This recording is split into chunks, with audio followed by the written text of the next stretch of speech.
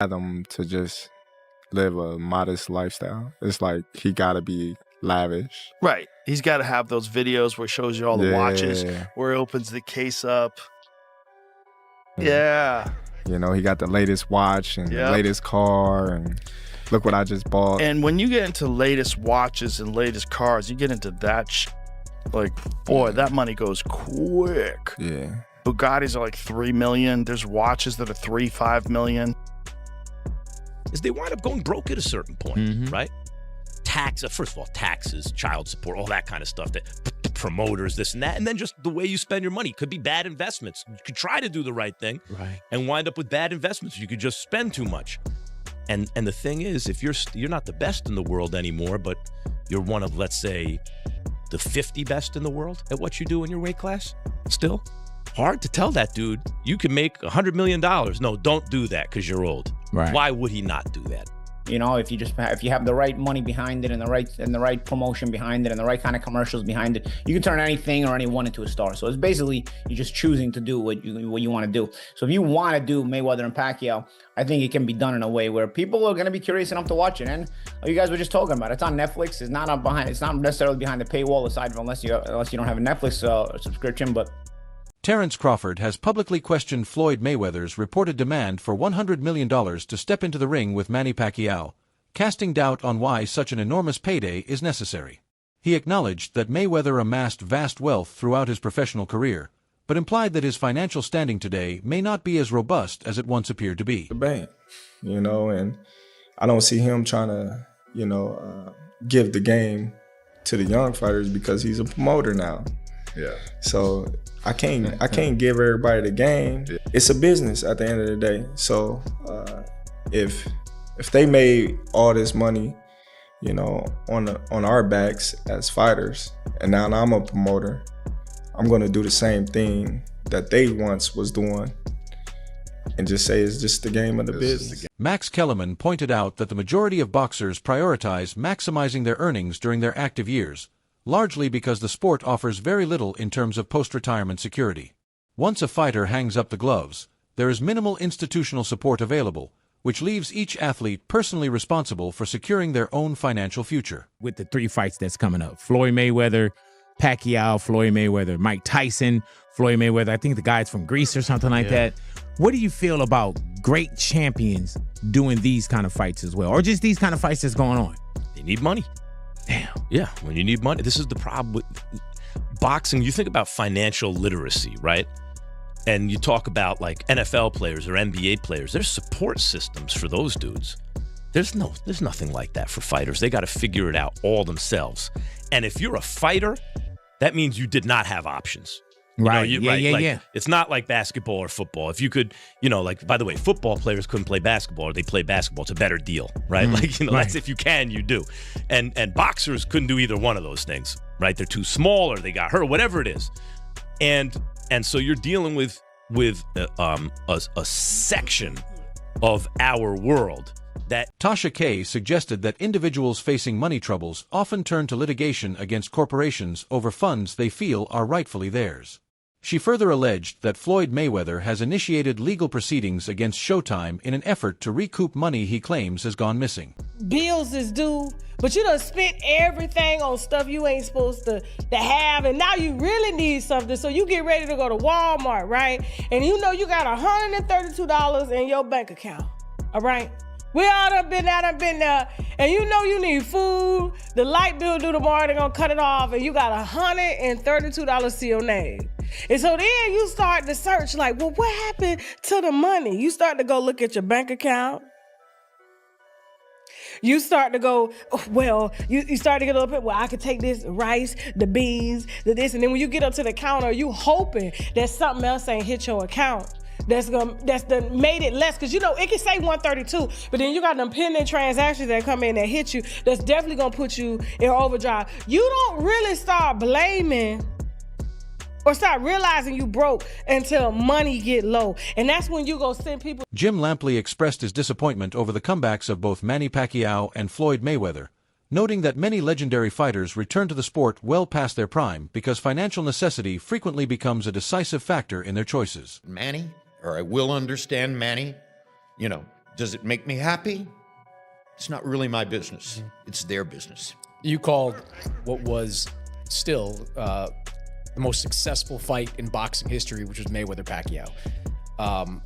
I've never been a part of a buildup like that, where every mainstream outlet that maybe had abandoned boxing over the years came roaring back. I mean, it was massive. And then the fight happens and we don't get what we hope for. What did you come away from that fight feeling? What did you think of how that whole thing played out? Well, I want to start this by saying that I like Floyd. And I get along with Floyd.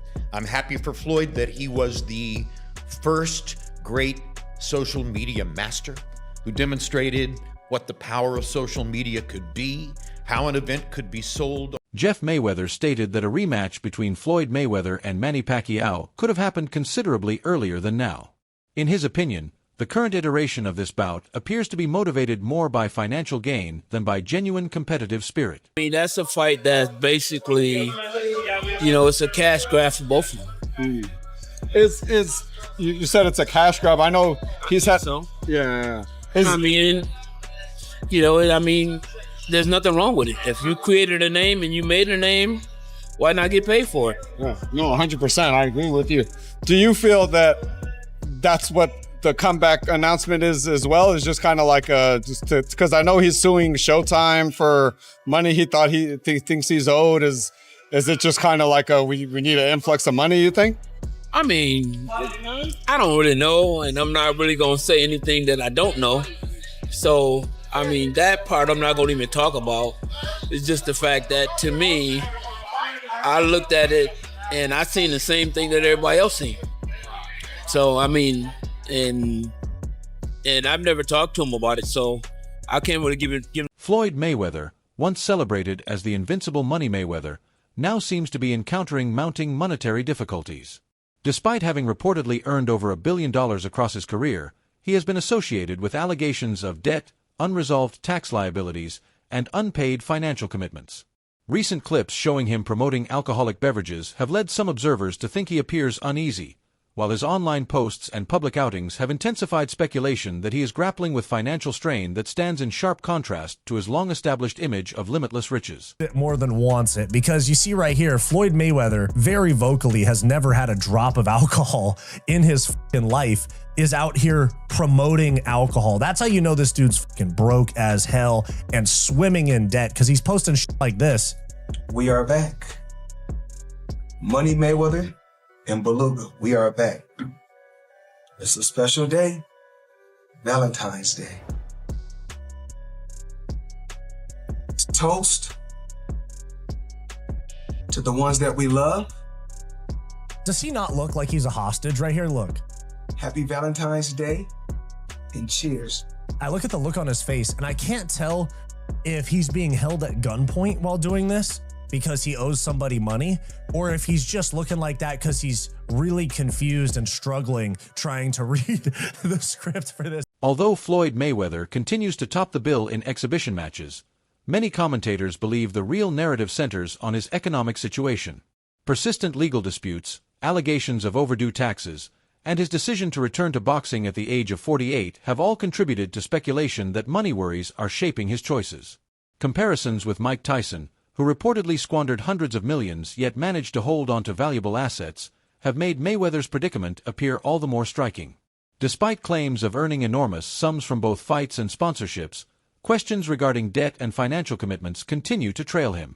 The contrast is notable. A boxer once synonymous with flaunting extraordinary affluence now seems to rely heavily on high-profile appearances and exhibition events to sustain his finances, demonstrating that even record-breaking income cannot ensure lasting financial security without prudent management. Floyd Mayweather gives a f about any of that, bro. He's like, you said how much? How much is the check?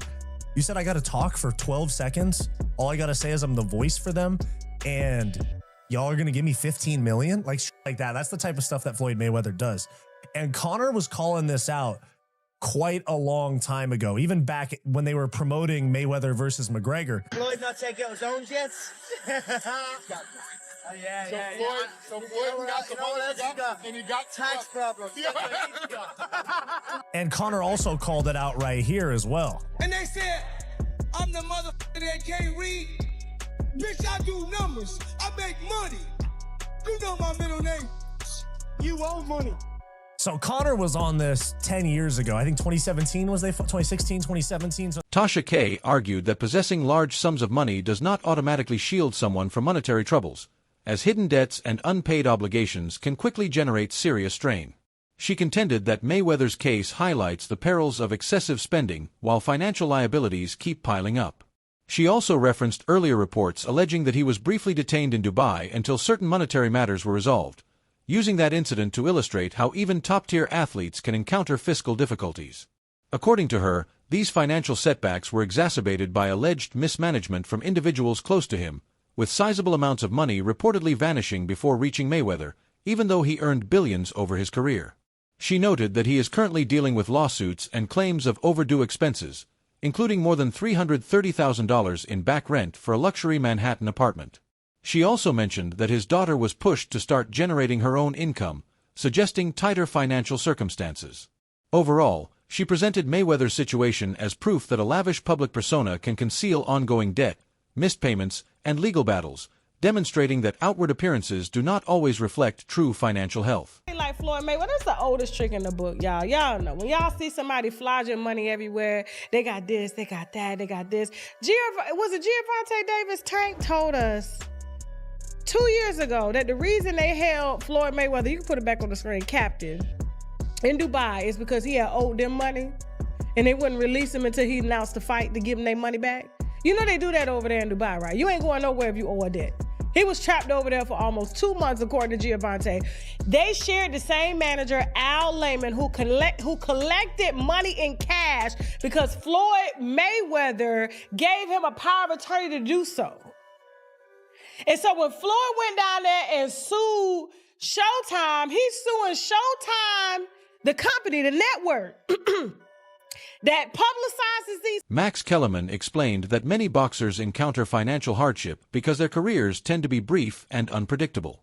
Injuries, physical decline, and shrinking opportunities can limit their earning capacity, while a shortage of sound financial advice leaves numerous fighters unprepared for life after boxing. He mentioned that taxes, child support, reckless spending, poor investments, and extravagant lifestyles frequently compound these issues. Even fighters who remain highly ranked may no longer be able to secure massive paydays like $100 million once they have passed their prime. Kellerman emphasized that this represents a recurring pattern in boxing, showing that past achievements do not guarantee lasting financial stability without careful foresight and responsible money management. Bad investments, you could just spend too much. And the thing is, if you're not the best in the world anymore, but you're one of, let's say, the 50 best in the world at what you do in your weight class, still, hard to tell that dude, you can make $100 million. No, don't do that because you're old. Right. Why would he not do that? Do you think, and when I look at these fights that's coming up, do it take away from boxing for you when you see these fights being announced? No, not. I mean, what it just demonstrates that boxing has not produced new characters that you know, whose stories people really want to follow. If we were producing those guys, and hopefully we will now with Zuffa, there'd be less interest in the kind of sideshow fights or the senior tour type fights, right? Because we'd be invested in new characters. Just we haven't had characters that have captured the public's imagination because they're. Jazz Mathers observed that both competitors display extraordinary discipline, maintaining rigorous fitness regimens and consistent training schedules to remain in peak shape. He mentioned that he works out nearly daily, including playing basketball, and still feels youthful enough to compete at an elite level. He also emphasized that this event represents the first boxing card to be held at the Sphere, a venue previously associated with concerts, explaining that pulling it off required detailed coordination, the appropriate personnel, and ideal scheduling. Mathers added that partnering with Netflix provides the event with global exposure, enabling hundreds of millions of viewers to tune in while opening up fresh avenues for boxing's expansion. Fighter, so him and me, we taking care of our body, and we always work out almost every day and playing basketball like that. So right now, I still can fight. I feel like I'm still young. I mean, yeah. Nothing changed. Jazz, this event is going to mark the first boxing match at the Sphere. We've been there, we've seen concerts there, but how did this come to be? This was a lot of work, took a lot of time. I mean, many tried and many, I wouldn't say failed, but planted seeds. It just took the right time and, having the right team in place to be able to get it done, right? It's really a timing thing and all the right people. Wade Plemons claimed that Mayweather's recent bouts, including exhibitions and the proposed clash with Pacquiao, are largely incentivized by fiscal motives. He argued that despite Mayweather's standing as one of boxing's all-time greats, reports of missing hundreds of millions of dollars and years of unsettled taxes have fueled conjecture that these events are also designed to bolster his financial standing.